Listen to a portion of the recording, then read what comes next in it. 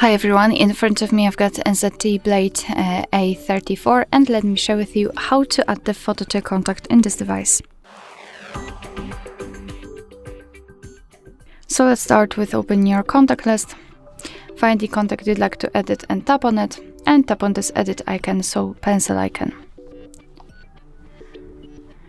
Now let's tap on add picture.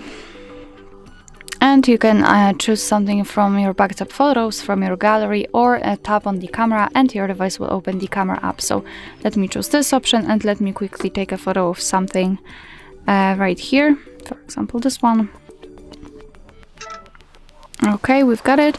So now let's tap on the stick icon. And here in this step you can zoom in or out the photo. You can also change the position of it, and thanks to this you can decide what you will see after saving the whole contact, because basically this highlighted circle is responsible for it. So position it just like you want to and tap on choose and tap on save in the right upper corner. And as you can see, this is how our contact will look like. Of course you can see this photo on the contact list and, for example, during all incoming calls from that specific number.